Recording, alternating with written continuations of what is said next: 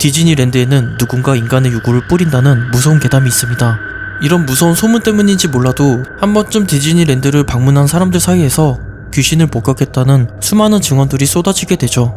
특히 유령의 집에서 자주 목격된다고 합니다. 꿈과 환상의 공간에 이런 흉흉한 소문이 떠돈다는 것은 정말 믿기 어렵습니다. 그런데 소름 끼치게도 인간의 유골 괴담은 사실로 밝혀졌습니다.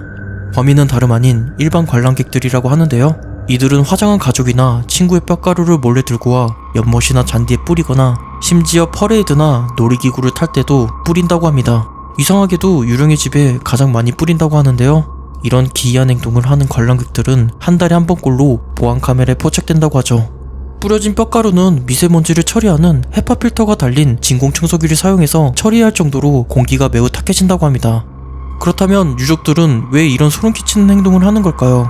그 이유는 죽은 사람의 마지막 소원을 들어주기 위해 하는 행동이라고 합니다. 평소 디즈니랜드의 좋은 추억을 간직했거나 디즈니랜드에 한 번도 방문해본 적 없는 이른 나이에 생을 마감한 어린아이들의 소원을 들어주기 위해 유골을 뿌린다고 합니다. 나름 슬픈 사연이 있지만 어딘가 모르게 소름 끼치는 점은 부정할 수 없네요.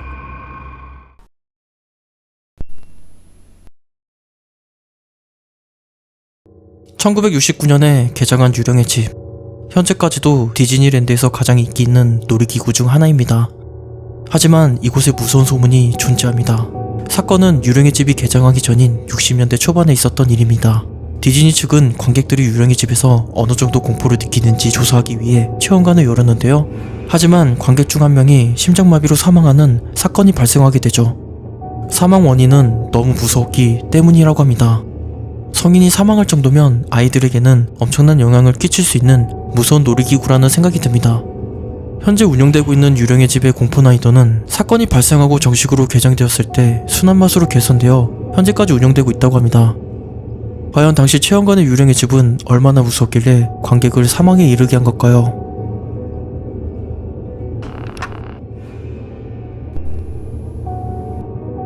한때 디즈니 코스튬 직원들은 속옷을 돌려감아 입었습니다. 이 비위생적인 사실은 디즈니 회사에서 내린 지침이었다고 하는데요. 그 이유는 인형탈을 쓰고 개인 속옷을 입게 되면 속옷의 시류시 내비치는데 동심 가득한 아이들은 바로 가짜라는 것을 눈치챈다고 합니다. 리얼리티의 진심이었던 디즈니는 이를 용납할 수 없었죠. 그래서 직원들에게 개인 속옷 착용을 금지하고 회사에서 특수 제작한 속옷을 입게 했습니다. 근무 교대할 때마다 직원들은 냄새나는 속옷을 돌려가며 입어야만 했죠. 결국 나중에 직원들은 주요 부위의 옴이나 사변발이 같은 지저분한 병에 걸리게 됩니다. 사타구니를 긁고 있는 미키마우스라니 정말 동심파괴가 아닐 수 없습니다. 나중에 직원들의 항의로 이어졌고 결국 집에서 따로 세탁할 수 있게 되었다고 합니다.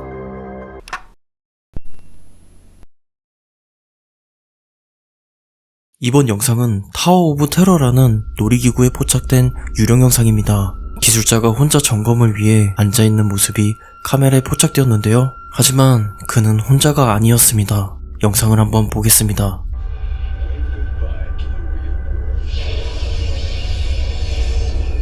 기술자 뒤에 희미한 무언가가 나타나 빠르게 사라집니다. 영상을 정지해보면 사람의 형상입니다. 기술자는 뒤에 나타난 무서운 존재를 눈치채지 못하고 계속해서 점검을 하고 있습니다. 그러자 무서운 존재는 기술자 옆자리에 다시 나타납니다. 유령을 믿지 않는 사람들은 카메라 결함으로 생긴 문제라고 주장합니다. 하지만 초자연적인 현상을 믿는 사람들은 이 존재가 오래전에 놀이기구에서 사망한 어떤 사람일 수 있다고 주장합니다. 그 이유는 디즈니랜드 놀이기구에는 사망사고가 많이 발생하기 때문이죠. 기사를 찾아보면 타워 오브 테러 역시 개장 이후에 안전사고가 빈번히 발생했다는 것을 알 수 있습니다. 놀이기구에 나타난 의문의 유령. 이곳은 저주받은 놀이기구 중 하나일까요?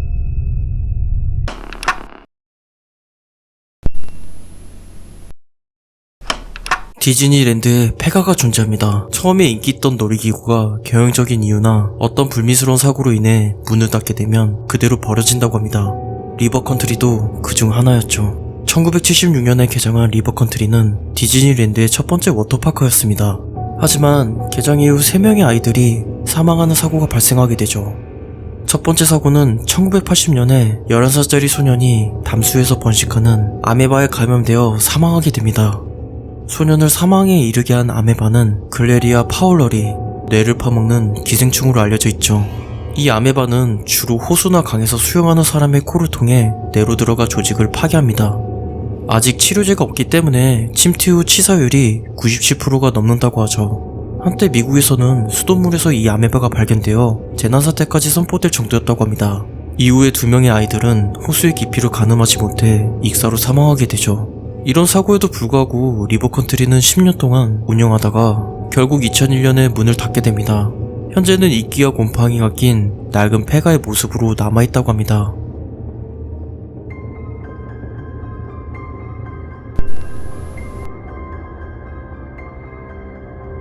캘리포니아 애나임에 있는 디즈니랜드는 1955년에 개장했는데요.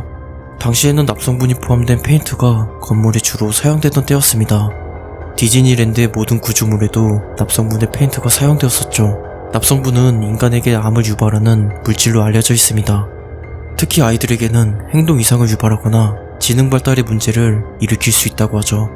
보고된 바에 의하면 유령의 집, 피터팬 라이드, 신데렐라 성 같은 인기 놀이기구에 과도한 수준의 납이 검출되었다고 합니다.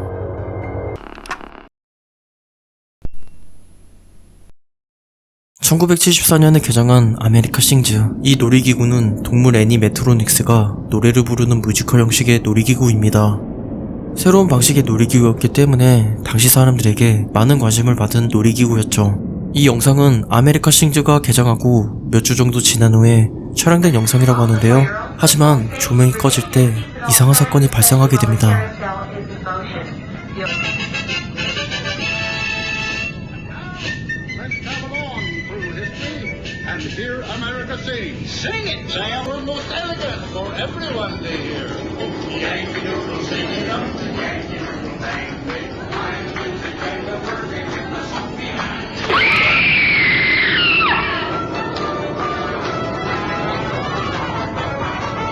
조명이 꺼지자 분명 어떤 여성의 끔찍한 비명소리가 들립니다. 사람들은 이 비명소리가 데보라 데이비스톤의 비명소리라고 주장합니다. 18살의 대학생 데보라는 당시 아메리카 싱즈에서 아나운서로 일하고 있었습니다. 하지만 그녀는 잘못된 장소에 서 있었고 회전하는 벽과 고정된 벽 사이에 끼어 사망하게 됩니다. 사고는 순식간에 발생했으며 공연을 관람하던 사람들 또한 그 비명소리를 들었지만 단순 공연 도중에 발생한 소리라고 생각했다고 합니다. 비극적인 사건 이후에 공연을 관람하던 사람들은 알 수 없는 여성의 비명소리를 자주 들었다고 합니다. 데보라 사건을 알고 있는 사람들은 그녀가 령이 되어 아직도 이곳을 떠나지 못해 그날의 고통의 순간에 내지르는 비명소리라고 믿고 있다고 합니다. 과연 이 의문의 비명소리는 당시 끔찍한 사고로 당한 데보라의 비명소리였을까요?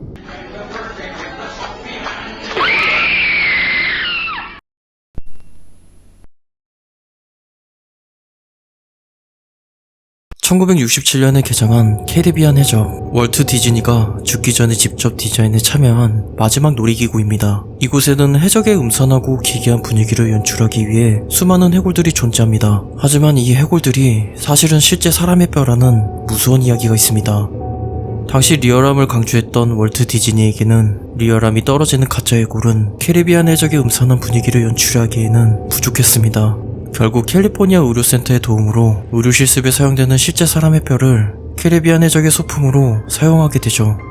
관람객들은 이 사실을 모른 채 놀이기구를 이용했다고 합니다. 현재는 기술이 좋아져 이전에 사용되었던 실제 사람의 뼈들은 모두 가짜 뼈로 대체되었다고 디즈니 측은 전했습니다. 하지만 동굴 어딘가에 아직도 장식으로 사용되는 인간의 뼈가 남아있다고 합니다.